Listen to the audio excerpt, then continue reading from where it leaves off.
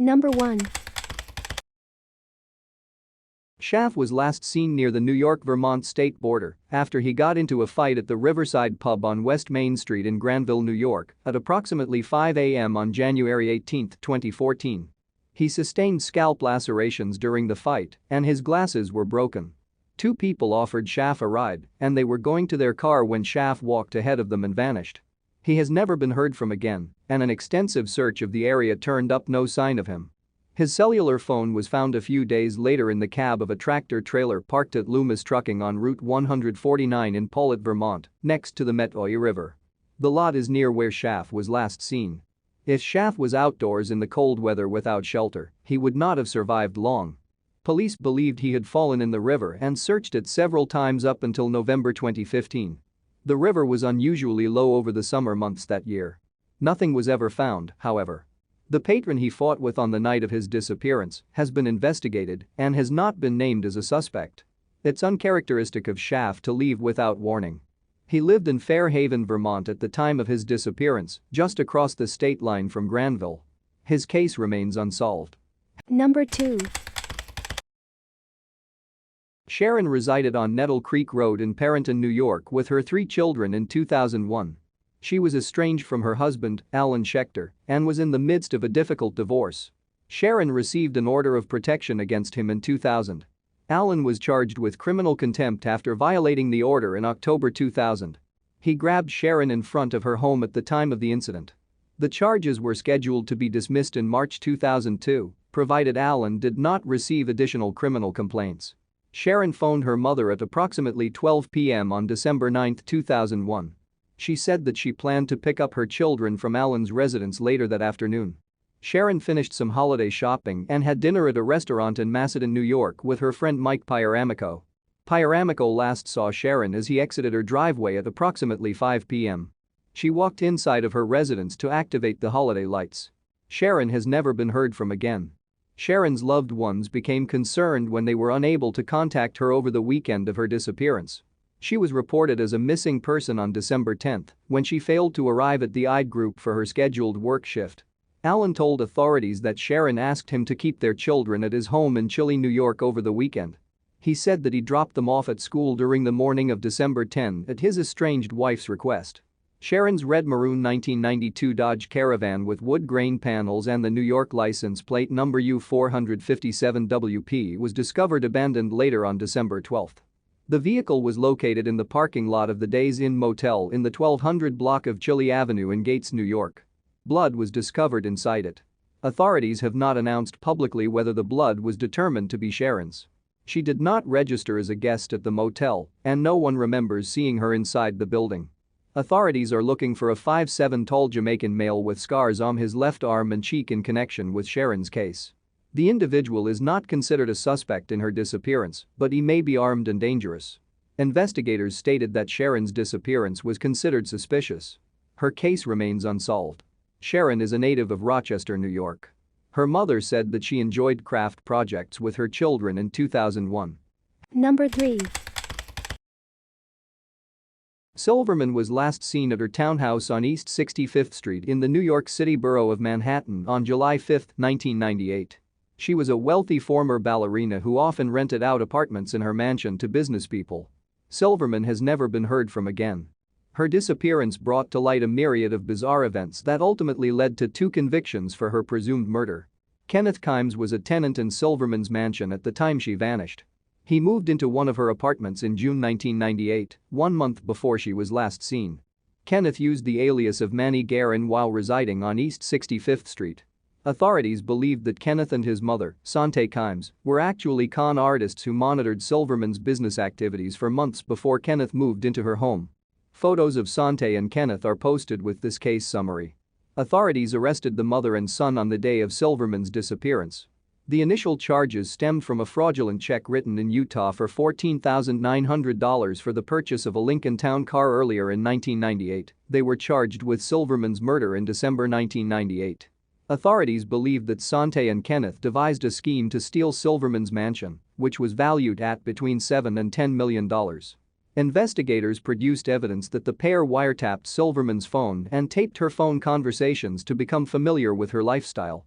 When he was arrested, Kenneth had Silverman's keys, cassettes of her tape-recorded calls, loaded firearms, wigs, masks, plastic handcuffs, $30,000 in cash, an empty stun gun box, and a substance similar to a date rape drug.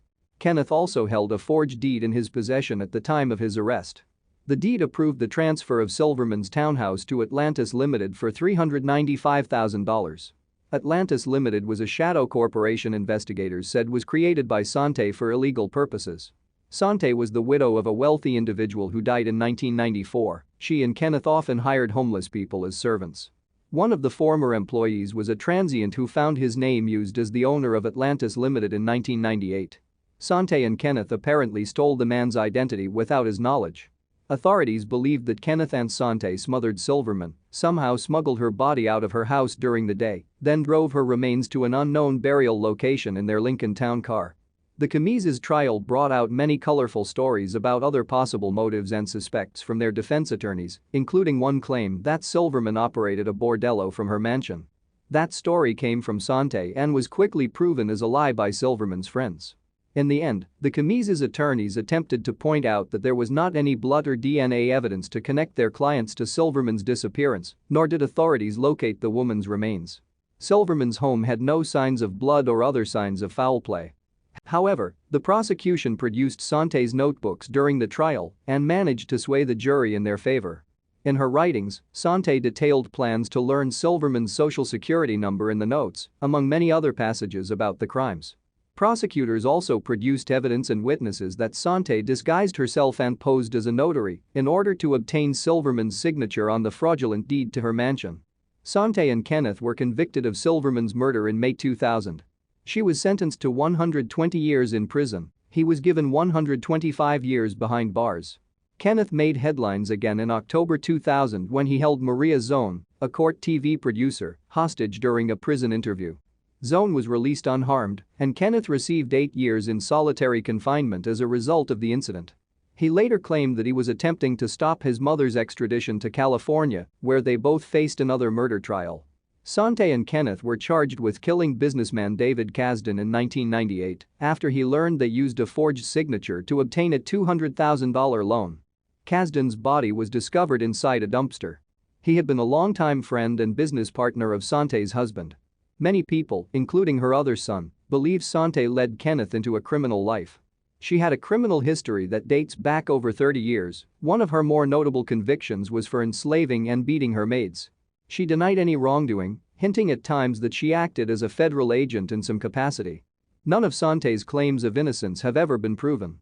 Kenneth and Sante's relationship was heavily scrutinized when a judge requested they stop holding hands during one court appearance in the Silverman case. Authorities have always maintained that Sante planned Silverman's murder and Kenneth acted as the physical force.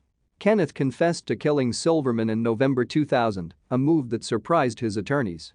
Kenneth said that he wrapped Silverman's body in black plastic garbage bags and dumped her remains in a ditch at a construction site in New Jersey, 35 to 40 minutes from the Holland Tunnel.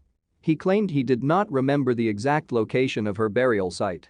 Authorities were conducting searches with Kenneth's input until his extradition to California. The search for Silverman has since been postponed. Kenneth continues to maintain that his mother was not involved in Silverman's murder. She died in prison in 2014. Sante and Kenneth were also considered possible suspects in disappearance of Mary Jacqueline Levitz, an heiress to a multi-million-dollar estate who disappeared from Mississippi in 1995. Levitz vanished from her home and is presumed murdered, but her body has never been recovered. While there are similarities between her case and Silverman's disappearance, no link between the two cases has been established. Number 4. Jacqueline was last seen on November 18, 1995, by a store clerk at a business in Vicksburg, Mississippi. She bought wallpaper for her new house, then left the store and has never been heard from again. 2 days later, on November 20, her disappearance was discovered when a relative went to her home to find out why she hadn't been answering the phone. Jacqueline's front door was found open. Her bedroom carpet and mattress were soaked in blood. Someone had turned the mattress over to conceal the stains. The blood was Jacqueline's type. Signs of a fierce struggle, including torn-off fingernails, were scattered on the floor. Some valuable fur coats were left behind in Jacqueline's closet, a pair of diamond earrings was undisturbed on the windowsill, and more jewelry was in a safe. A glass with some water in it was found on the windowsill near the earrings. Jacqueline's loved ones say it would be uncharacteristic of her to leave the glass sitting out. Only Jacqueline's purse and makeup bag were missing from her home. Her cream-colored Jaguar was parked in the driveway. Jacqueline has been married 3 times. Her last marriage was to Ralph Levitz, co-founder of the Levitz furniture empire. Ralph died in March 1995, and Jacqueline inherited his estate. Its worth is estimated between $5 and $15 million. She had resided in Palm Beach, Florida, but moved to Vicksburg 5 weeks before she disappeared to be nearer to her family. Jacqueline's house in Vicksburg was undergoing extensive remodeling in November 1995, but she was still living in it. There was almost no furniture in the house, only her mattress, some plastic lawn chairs, and a refrigerator. Jacqueline's loved ones and the police believe she met with foul play. Her lawyer speculates that she was the victim of a botched kidnapping, probably at the hands of someone from outside the Vicksburg area. Police believe her body may have been disposed of in the Mississippi River, which runs near Jacqueline's home. There is speculation that her case may be related to the disappearance of Irene Silverman, a wealthy elderly woman who disappeared from Manhattan, New York in 1998. Kenneth Kimes Jr. and his mother, Sante Kimes, were convicted of her murder in May 2000, but her body was never found. The Kimises are considered possible suspects in Jacqueline's case as well, due to the similarities between her disappearance and Silverman's, but they have never been charged in connection with Jacqueline's assumed abduction. Sante died in prison in 2014. Kenneth is still incarcerated. Jacqueline was born in Louisiana. She was declared dead in 2000, but her presumed murderers remain uncaught. Number 5. In 2017, Slusser dropped out of Bloomsburg Area High School 1 class short of graduation and moved in with living with friends in her hometown of Bloomsburg, Pennsylvania. She had been a cheerleader in school and dreamed of becoming a makeup artist. She didn't get along with her mother and hoped to move in with her aunt in Massachusetts in January 2017. In the summer of 2017, she met a man named Ahavani Piguero who told her he could give her a place to stay in New York City. She traveled to New York in July, taking only her cellular phone and identification. She didn't even take any extra clothes. After her arrival, she kept in touch with her family and friends, contacting them on a near-daily basis.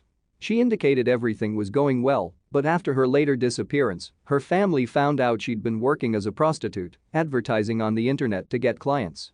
At 1 a.m. August 25, Slusser called 911 from the Harlem Vista Hotel in Manhattan and said Piguero, a man whom she identified as her pimp and called daddy, had stolen $300 from her and that when she confronted him, he grabbed her by the throat, choked her and slammed her against the wall. When police arrived at the scene, she was still very upset, shaking and crying. Piguero was arrested and charged with harassment, third-degree assault and criminal obstruction of breathing or blood circulation. A temporary order of protection against him was issued by the court on Slusser's behalf. When her family in Pennsylvania found out about the attack, she downplayed it and told them there was nothing to worry about. In September, Slusser's grandfather died, and Slusser agreed to go to his funeral in Florida, but a day later she called her mother and said her social security card and driver's license had been stolen, and so she couldn't fly. She did, however, want to return home to Pennsylvania. Slusser's mother went to Florida for the funeral on September 19, and Slusser was supposed to arrive home in Pennsylvania the next day, but her mother wasn't able to get in touch with her, and upon her return, she found out Slusser had ever arrived in Pennsylvania. Her mother reported her missing. Although Slusser's family last heard from her on September 20, according to her family, she was last seen in the early morning hours of September 20, leaving the Haven Motel on Woodhaven Boulevard by 68th Avenue in the Rego Park neighborhood of Queens. Slusser had been very active on social media prior to her disappearance, but after September 20 all her posts stopped completely. Investigators believe Slusser passed through the control of several pimps. In November 2018, Ishi Colin Woney, one of Slusser's alleged pimps, was charged with sex trafficking a woman named only as Victim 1. The prosecution alleges that between September 2017 and November 2018, Woney used coercion, force and fraud to force Victim 1 to engage in sex acts for money and brought her to different states, including New York, for this purpose. He also bought online ads promoting prostitution, some of which featured Slusser alongside Victim 1, and offered a two-girl special. Between September 10 and September 20, the day Slusser disappeared, she exchanged over 800 text messages with Woney. They reportedly had an argument on September 20 because Victim 1 was upset about his relationship with Slusser. Woney said he would take Slusser to another hotel and give her to another man. She was never seen again. A photo of Woney is posted with this case summary. In May 2019, he reached a plea agreement with the prosecution, pleading guilty to 4 of the 5 charges against him. He is scheduled to be sentenced in September 2019. He faces 5 years to life in prison. Slusser's disappearance remains unsolved. Number 6. Sollie was last seen at approximately 2:30 p.m. on May 24, 1994, at the Ames Plaza on Route 31 in Macedon, New York. She has never been heard from again. She was not reported missing until June 5, almost 2 weeks later, after she failed to pay her rent. When authorities went to her apartment off Route 31F near the Erie Canal, they found the door locked and Sollie's Honda parked in the driveway. Her dog's dish full of food and all her clothes were left behind in the closet. There were no indications of a struggle. Sollie's black female poodle, Jessie, disappeared with her, and so did its leash. The dog was never found. Photographs of Jessie are posted with this case summary. Jessie's collar, leash and tags, and Sollie's purse were later located in a dumpster behind a car wash in Penfield, New York. After her disappearance, her credit cards were used to purchase more than $1,000 worth of merchandise at stores in Rochester, New York. Police tracked down 4 people who had used the cards, but they all said they had gotten them from a boy who found Sollie's wallet on the street in Rochester. Investigators determined the individuals who used Sollie's credit cards were not connected to her disappearance. Sollie was living alone in a duplex off Route 150, north of Macedon, at the time of her disappearance. She was on disability leave from her job at Eastman Kodak Company due to a head injury. She had told friends she planned to meet her ex-husband on the day she vanished. Sollie claimed her unborn child was his and they were having an affair, although he had remarried. She was excited about the upcoming birth and had already named the baby Brandon Michael. Authorities interviewed Sollie's ex-husband about her case, and he has refused to take a lie detector test. He denies any involvement in her disappearance, however. Investigators believe Sollie left her home willingly with someone she knew, but her loved ones believe foul play was involved in her case, as it is uncharacteristic of her to not contact them. Sollie's case remains unsolved. Number 7. Stackhouse left his parents' home in the 100 block of Lynn Circle in Syracuse, New York between 6 o'clock and 6:30 p.m. on December 2, 2005. He and his friends went to a basketball game at Christian Brothers Academy. When his parents woke up the next morning, their son had still not returned, and they reported him as a missing person. He may have been in a green 4-door 2003 Hyundai at the time of his disappearance. Stackhouse's friends said he dropped him off at a store close to his home, but later changed his story and said Stackhouse got into an altercation with some Native Americans at the basketball game.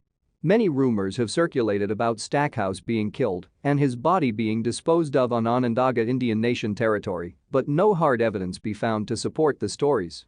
Authorities have no hard evidence that Stackhouse is deceased, but they consider his disappearance to be suspicious. At the time of his disappearance he had 2 misdemeanor warrants out for his arrest, but investigators do not believe this is why he vanished. Several tipsters told authorities he was involved with drugs, but his parents do not believe this. He had no criminal record, only traffic tickets. Stackhouse left behind a young daughter. He worked at a nursing home at the time of his disappearance, and his parents described him as a well-behaved young man who was going to get his GED and wanted to provide for his child. His case remains unsolved.